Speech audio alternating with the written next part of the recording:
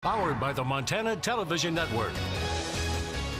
This is Montana This Morning from Montana's news leader.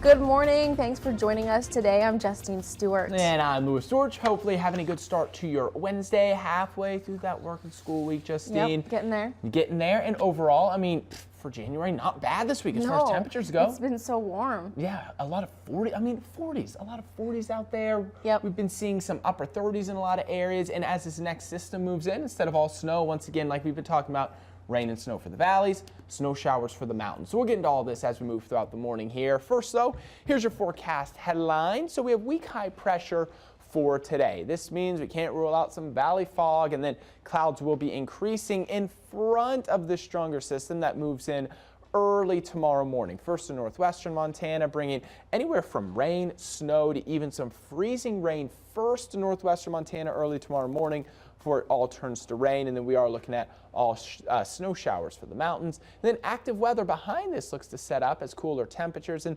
scattered snow sticks around Friday through the middle of next week. Here's your Wednesday forecast. 38 today in Missoula, 37 in Kalispell. We'll see 40 in Hamilton, 36 in Polson, with again some fog in the morning, mostly cloudy to cloudy skies by the afternoon. The 2017 wildfire season made us sick from smoke, and it clobbered the summer tourism season. But the Missoula Area Chamber of Commerce told Missoula area business professionals it is time for communities to take a preemptive strike and think about our role in these catastrophic fires. Retired U.S. Forest Service researcher Jack Cohen told the group it's time to get real about protecting structures and wildland-urban interface. The problem that we're facing is not necessarily technology, it's awareness. It's the perspective that we have on how the problem occurs. We have defined it as a wildfire control problem, which we have no options. We don't have a choice to control the extreme wildfire. He says private homeowners have to take responsibility to protect their homes by being fire wise. In many cases, a homeowner is their only line of defense in a fire emergency. Retired Forest Service District Ranger Tim Love said that keeping our own homes protected is the only thing we can really control during an unpredictable fire season. People are starting to understand that they need to do something with fuels on their property because, like I mentioned, that's the only thing that we can control. We don't control the weather or the topography, but fuels and managing those fuels is something we can do something about. The 2017 wildfire season was hard on everyone, not just tourists, locals too. Researchers say people who live and work in the area also changed their behaviors due to wildfire smoke. This cost the local economy as well, as people went out of their way to stay inside, some even missing work altogether because of the smoke. University of Montana economist Bryce Ward said that there isn't good infrastructure in place right now to precisely measure the cost of wildfire smoke on places like Missoula. That's something that is currently being developed. But what the research that exists suggests is that from some of that stuff, there are really long-lived effects as, people's health is affected, what happens to them in terms of, their productivity or their participation in the labor force. The Missoula Area Chamber of Commerce sponsored that event. The Whitefish City Council voted and passed a 102-unit resort housing development complex that's going to be located on Wisconsin Avenue. It was granted a conditional use permit to develop 66 condominiums at 700 Wisconsin Avenue and 36 condominiums at 900 Wisconsin Avenue. The vote was postponed last month due to the public and council wanting some more information on how the development will affect traffic on the road, the main concern from the public. The representative of the group went into detail about a number of concerns that people had and that the council asked the group to further clarify, from right-of-way to secondary emergency access points. Many of the community members spoke about their concerns of the high volume and units at the traffic that is already congested on big snow days. On a powder day, you all know it's backed up to the post office from Alpine, all the way to Big Mountain Road. And so we need to look at the density. I think it's way too dense, and look at the traffic study. Thank you. That vote passed 4-2. Florida County Sheriff Chuck Curry says he won't be running for re-election. Curry is currently serving his second term as the county sheriff, having been first elected in 2010. He's been a fixture at the Flathead County Sheriff's Office for more than 3 decades. As sheriff, he oversees more than 50 sworn law enforcement deputies and 50 civilian members. At least 4 others have announced plans to run for sheriff, including former undersheriff Jordan White, as well as Calvin Berenger, Brian Haino, and Keith Stalberg. While Sheriff Curry hasn't thrown his support to any candidate just yet, he says he feels the pool of candidates are all qualified, but he says his replacement is going to face some challenges. There'll be a lot of challenges facing the person that takes the helm of this organization. Certainly the jail, how that looks, how that's going to play out is going to be very important to the organization, very important to public safety. Candidates have until March 12th to file for election. In Lake County, Sheriff Don Bell says he will seek another term. Bell is currently in his first term as sheriff. Before being elected, Bell spent 23 years as an officer for the Confederated Salish Kootenai tribe. His office is currently staffed by 73 employees, consisting of 24 sworn and more than 30 civilian support staff. The Ronan native says he is excited to run again and make the streets safer for Lake County residents, including his own family. And so I'm even more motivated to for the valley to prosper and keep my kids safe, my grandkids safe, and then all the other citizens in Lake County.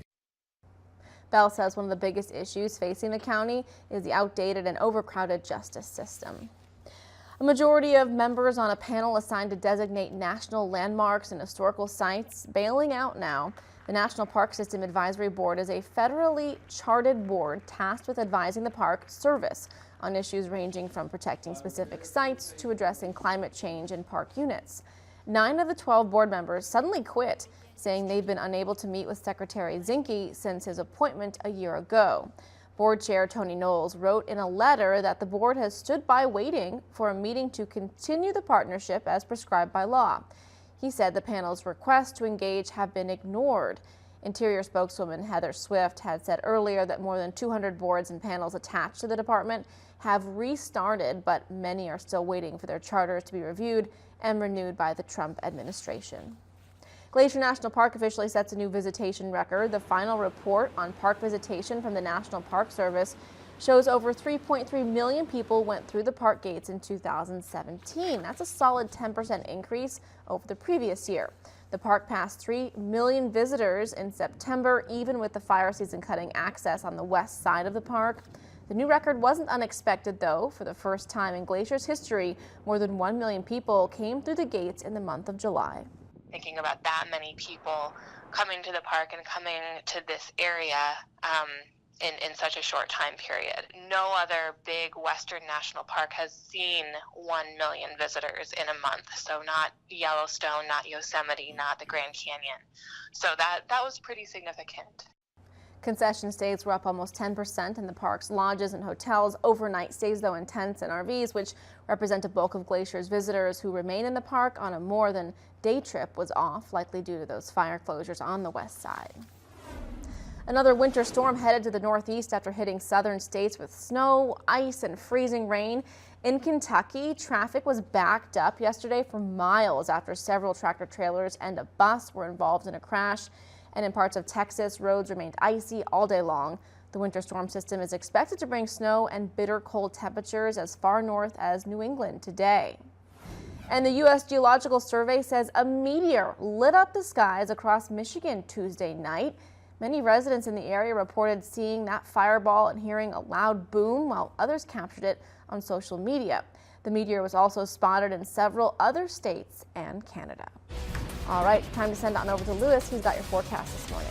All right, thank you, Justine. Good morning, everyone. Hope you're having a good start to your Wednesday. I have a couple pictures that I want to show for you here this morning. First, how about this really nice one sent in to us by Jason just earlier this morning. This is of the Ronan Visitor Center there. Jason, thank you so much for this really good picture there. And then one more here. This was taken yesterday, St. Ignatius. Good picture of the inversions that we saw. Some low-lying clouds. Areas saw some low-lying clouds and fog. You get above that, you had the clear skies. And that's kind of what we're going to see again today as high pressures overhead. And that's going to lead to some inversions in valley fog in areas and then slowly begin to clear out by the afternoon. However, as we've been talking about, that next system moves through, we aren't going to see a lot as far as sunshine goes today. Best chance will be in the morning.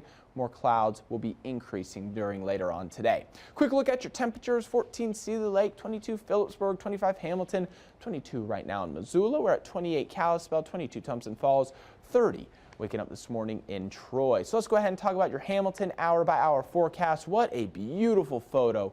The backdrop there by Mike. Mike, thank you for that. Notice some patchy fog this morning, mostly cloudy skies this afternoon. Still, though, going to make it up to around a high of 39 degrees. Great photo here by Gail. This is going to be the backdrop for our Kalispell hour-by-hour forecast. Some patchy fog again this morning. Then we'll see mostly cloudy skies to cloudy skies as we roll into the afternoon, with highs topping out in the middle 30s for northwestern Montana. So let's go ahead and talk about this next system. I don't want to totally go off the numbers here, but basically this is going to help us time it out. So notice, let me back up so you can see this. We'll stop this at around, when is that? 3:30 tomorrow afternoon. So notice most of the rains in northwestern Montana during the early part of the day tomorrow. Then it's going to build in as we move into the afternoon and evening as it slides south as we stop that Friday around 4:30 a.m. Now most of this is going to fall as rain, because notice, let me just show you our snowfall total potential. This is going to be through Friday at around 12 p.m. Notice the valleys, it has 1, maybe 2 at most in Missoula, with some higher amounts of snow in the mountains. Other than that, everyone will stay rain. Here's your 7-day forecast for Missoula. 38 today, 39 tomorrow. Cooler with scattered snow sticks with us for the weekend and into next week. Kalispell 37 today, 38 with rain tomorrow. 34 Friday, 33 on Saturday. Hamilton 40 today, 43 Thursday, 36 Friday. Cooler with some scattered snow Saturday and Sunday. So warm in the Bitterroot. Yeah, and it's been warm for a while. This and the cold air, like we've been talking about, has been way off to the east. Florida is seeing snow again this morning, but I think that whole pattern is going to start to shift. We've got to wait for this weekend to see that. All right, thanks, Lewis, and stick around. We're right back after this, but first, here's some birthdays for you this morning.